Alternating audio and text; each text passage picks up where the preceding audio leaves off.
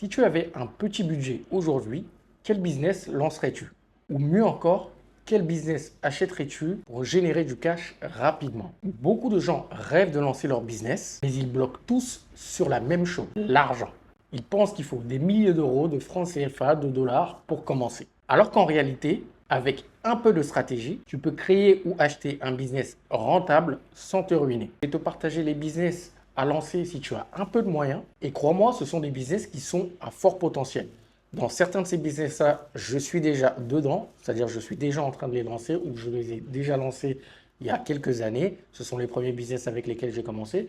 Et d'autres sont des business qui sont dans ma tête et que j'aimerais lancer plus tard. Si tu me découvres au travers de cette vidéo, bienvenue, moi c'est Paul Guérin et je suis le créateur de La Boîte à Fournisseurs. La Boîte à Fournisseurs est une agence de sourcing qui vous aide à trouver des fournisseurs fiables et créer vos produits de A à Z.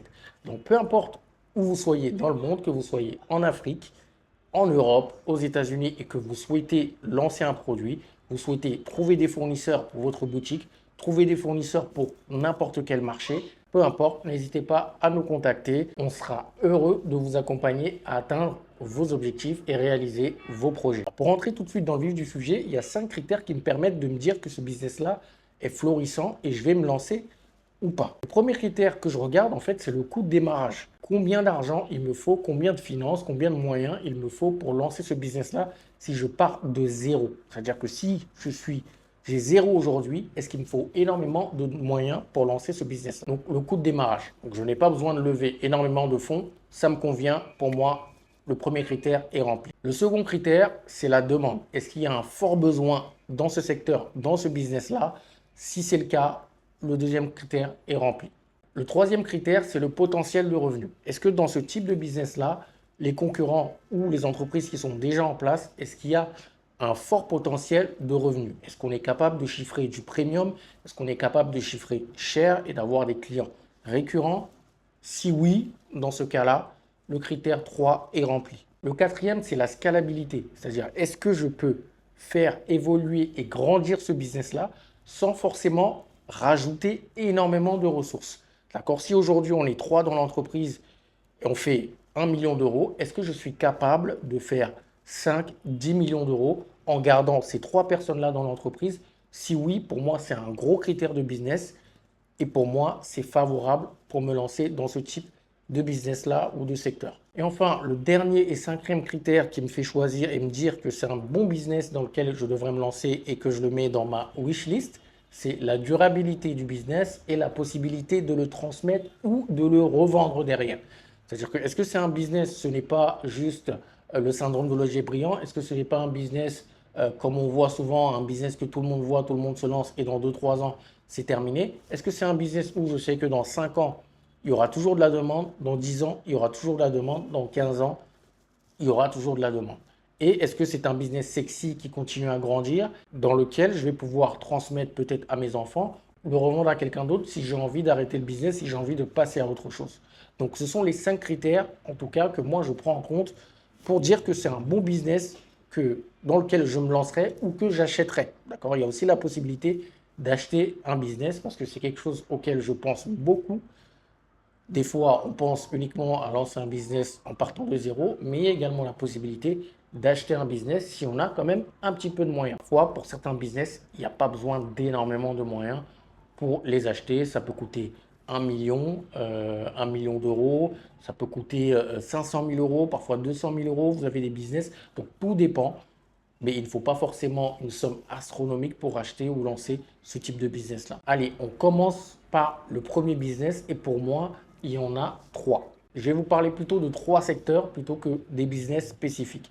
Le premier secteur dans lequel je me lancerai, c'est le secteur du digital. Aujourd'hui, tout tourne autour du digital. Si tu cherches un business qui coûte peu à lancer, qui est facilement scalable et qui peut te rapporter énormément de revenus, c'est dans le digital que tu dois te lancer. Exemple de business dans le digital où tu peux toucher énormément de revenus. Par exemple, il y a les secteurs comme la cybersécurité, qui est un domaine en forte croissance, où il y a encore très peu de leaders, de grands leaders sur le marché, où tu peux te lancer et te faire ton petit trou, avoir tes clients récurrents. C'est un business, c'est dans le digital, c'est dans l'informatique, c'est dans tout ce qui est IT. Donc, la cybersécurité, il y a tout ce qui est développement web, no-code qui est aujourd'hui en plein boom et où les entreprises auront de plus en plus besoin de développement et d'outils no-code. Et il y a tout ce qui est e-commerce en modèle, c'est-à-dire du drop service, c'est-à-dire qu'au lieu de vendre des produits, tu vends des services, c'est du SEO, c'est du copywriting, c'est tout ce qui est automatisation. Donc ça, du drop service, ce sont des secteurs qui sont en plein boom où on a énormément de besoins. C'est pour ça que je dis aujourd'hui que le business du digital, peu importe où vous soyez dans le monde, surtout si vous êtes en Afrique et dans d'autres pays dans le monde, même en Europe, même si ça commence à être quand même assez saturé, ce sont des business dans lesquels vous pouvez vous lancer facilement, aisément, si vous avez les bonnes compétences. Par contre, ne vous lancez pas sans vous être formé parce que vous allez vite sortir du marché, vous allez vite être catalogué comme quelqu'un qui ne sait pas faire son boulot et forcément, ça ne va pas apporter les effets escomptés. Pourquoi ces business sont intéressants? Parce que de un, on n'a pas besoin de local. Vous pouvez être derrière votre bureau en pyjama avec des chaussons en train de bosser. D'accord? Vous pouvez être n'importe où dans le monde en train de bosser. Vous n'avez pas besoin d'un local pour vous lancer. Donc, diminution des frais. Tout peut être automatisé et externalisé. C'est un business qui est extrêmement scalable. Ça veut dire qu'avec tous les outils d'automatisation qu'on a aujourd'hui, vous pouvez scaler votre business à mort. Mais vraiment.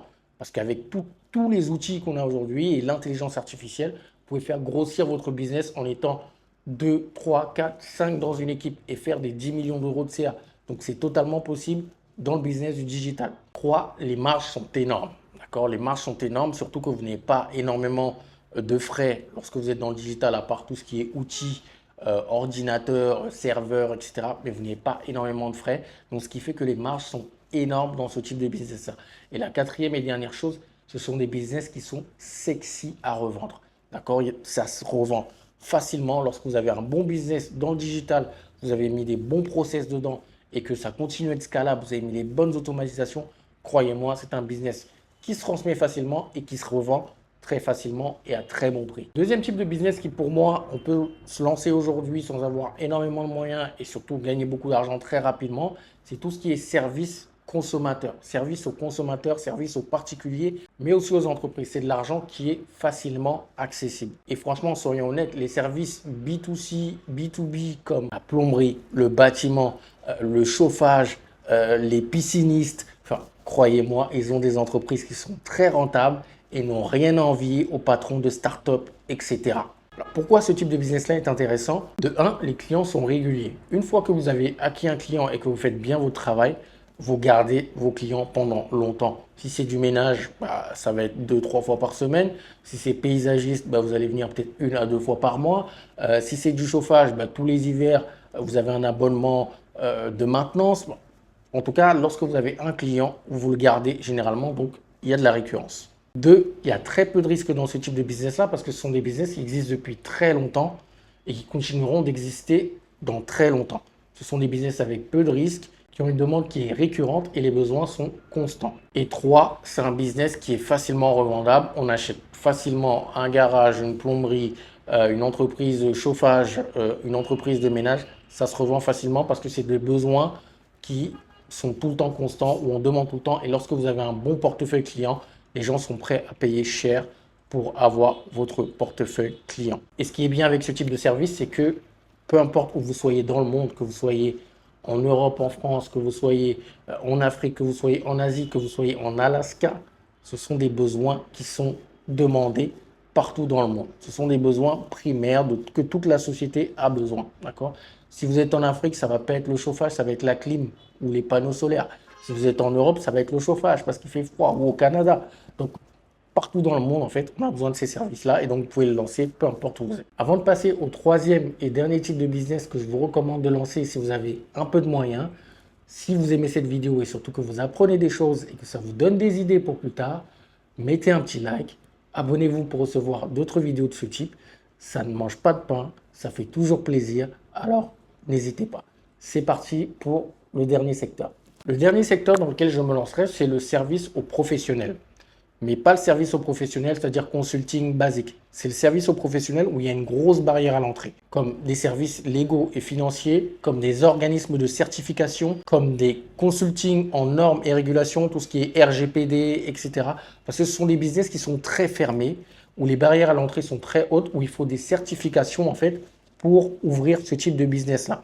Sachant qu'il y en a très peu et que les barrières sont grosses à l'entrée, il faut quelqu'un qui ait une certification, il faut que vous soyez reconnu par l'État, etc.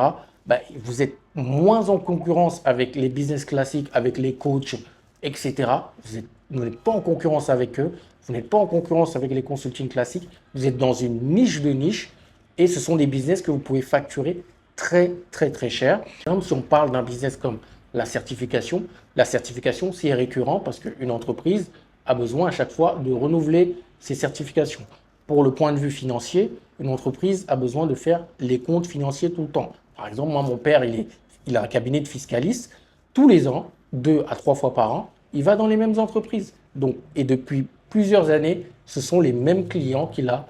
Ça ne bouge pas, il a toujours son chiffre d'affaires et il acquiert de nouveaux clients parce que c'est du bouche à oreille. Mais en tant que fiscaliste, expert des impôts, ça c'est un domaine qui est très réglementé et donc c'est très difficile à tout le monde de rentrer sur ce type de secteur-là. Donc si vous aussi vous avez une compétence où vous êtes très expert et vous êtes très niche, où il y a besoin de régulation, où il y a besoin de reconnaissance par l'État, etc., ce sont des business aujourd'hui où vous pouvez vous faire énormément d'argent et où il y a une très faible barrière à l'entrée, il y a de la récurrence et c'est très sexy à revendre parce que généralement, vous avez un très beau et un très gros portefeuille client au bout de quelques années. Donc voilà les 3 types, ou plutôt les 3 secteurs, les 3 types de business que je lancerai, que je vous recommande de lancer si vous avez un peu de moyens.